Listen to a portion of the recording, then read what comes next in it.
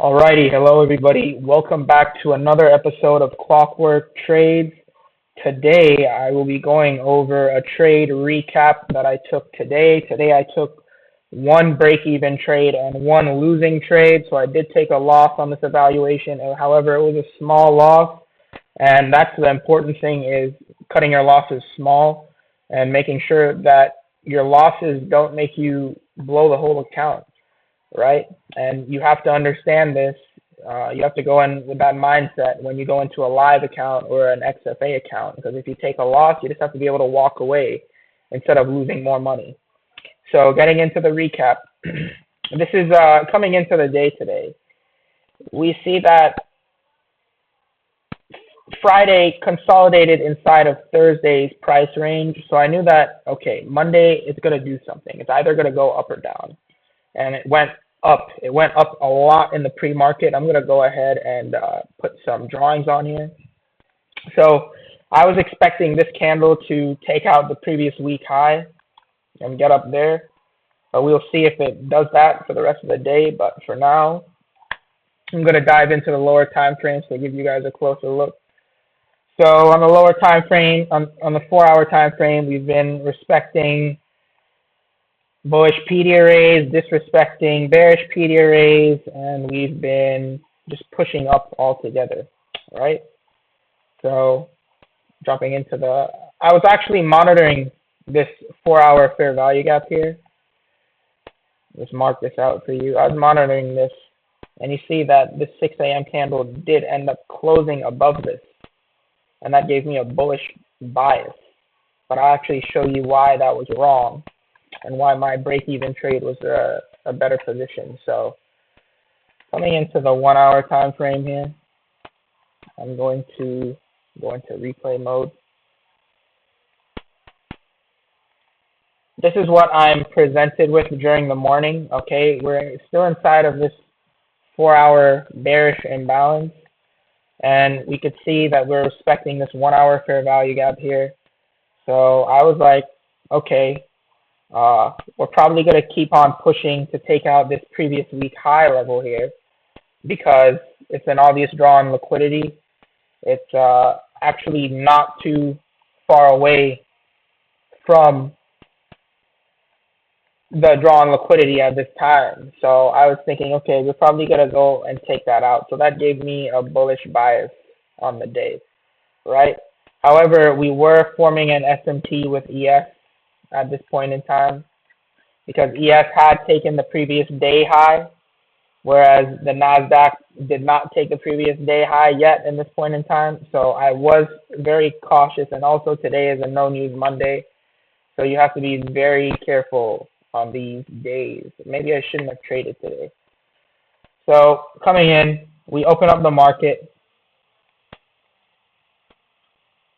Immediately here at 9:25, we start pre-market, we start dropping down, and we create this SMT with the S&P 500. Okay, and I'll show you this SMT is at London low. So the S&P 500 takes out the London low right here, and the NASDAQ fails to do so. So really, I was looking at this and I was like, okay, this could be sell side generated. You know, we did go and make this SMT inside of a 5-minute gap, so it probably did bring in some buyers here that were eventually going to get taken out. So then we keep running the tape. The market goes up again. Okay, right around this time, it's 9:45, so I'm like, wow, we're probably going to close above this 4-hour imbalance, which I have marked out by this yellow line here, that 932 level. We go. Okay, so we close above it, right? Right at 9:55. So the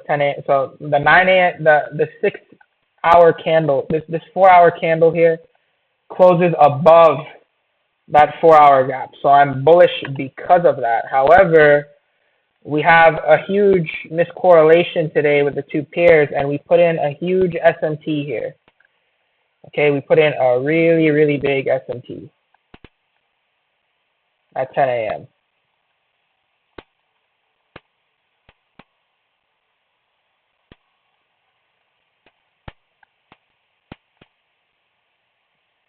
So we put in this SMT.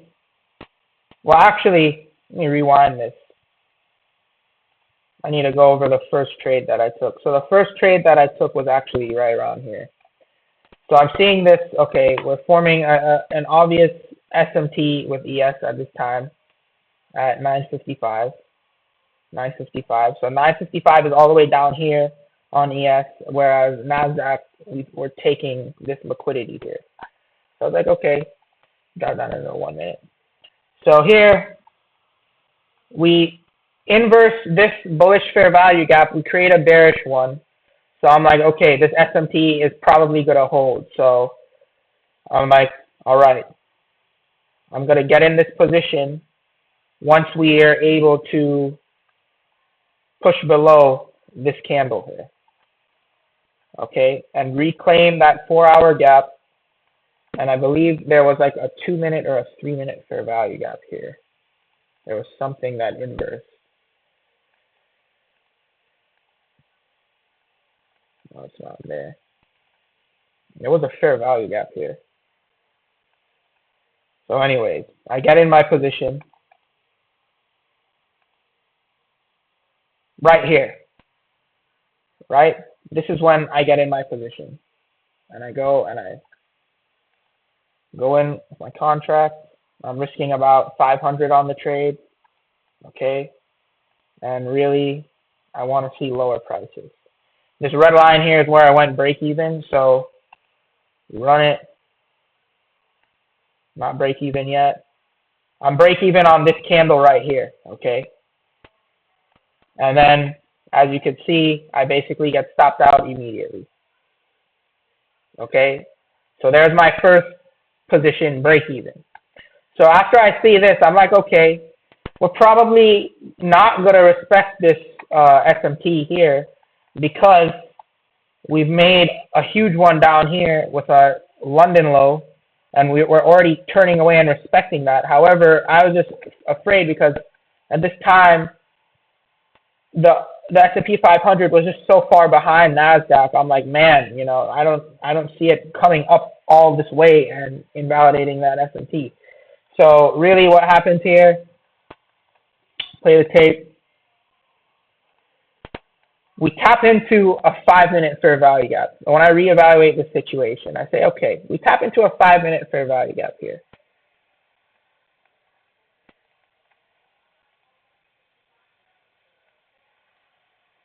Okay, we do not have SMT with S&P 500. However, we do have SMT with the YM at this time, 905. You see this 905 low doesn't take this low here. So we have an SMT here.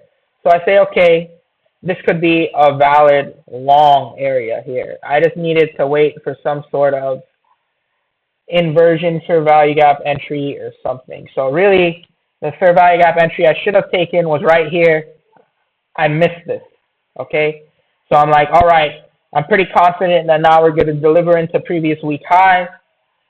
We'd already disrespected a bearish PD array, and we're delivering out of a 5-minute fair value gap after I get stopped out. So I'm like, okay, I think that this might continue to run up higher. So I really did get in this position late. I got into this position right here. And then, it just absolutely tore me apart. You know, I was out there, but luckily I was not risking heavy risk, you know.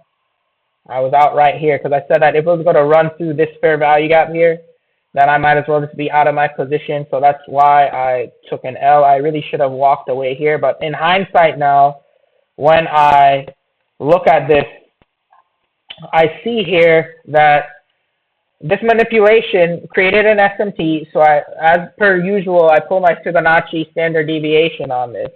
And we could see that -1, we hit -1 deviation and we consolidate, right? And we consolidate, and then what happens? We just keep chopping here. So theoretically, what's supposed to happen in this situation is you go, you chop up here. If you're going to continue the buy model, you go, you chop up, boom, boom, boom, boom. You mitigate the discount, and then you go higher, right? Because you got to remember that this is also a leg here, okay? So this is a leg. Say this was a leg coming up here. So we come into the discount of the range, right?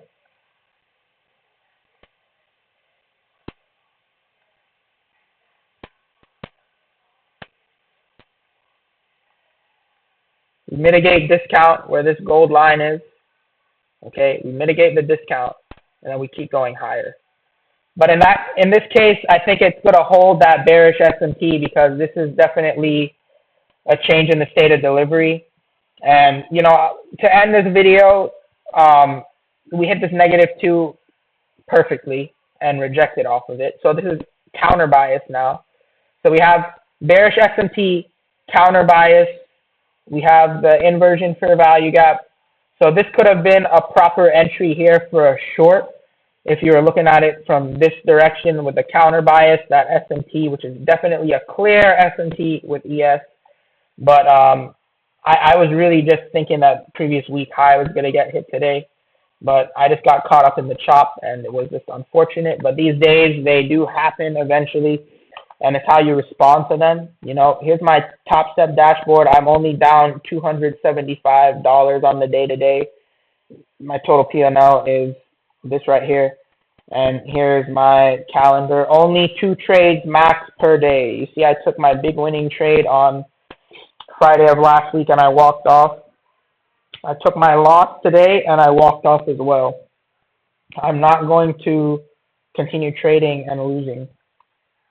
And that's the thing, right? It's either you take one loss and keep your account, and you're able to live another day, okay?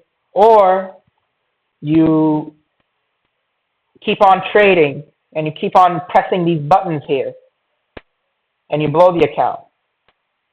Okay, I've done this many times before, and I'm gonna stop doing that. And that's why, you know, this YouTube channel has been helping me to hold myself more accountable.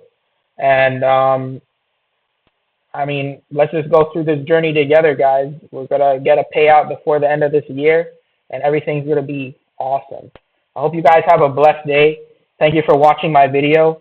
Please like, comment, and subscribe. Leave me with any type of videos you want me to make. If there's a concept or something that's confusing to you, let me know. And, yep, you guys just enjoy your day.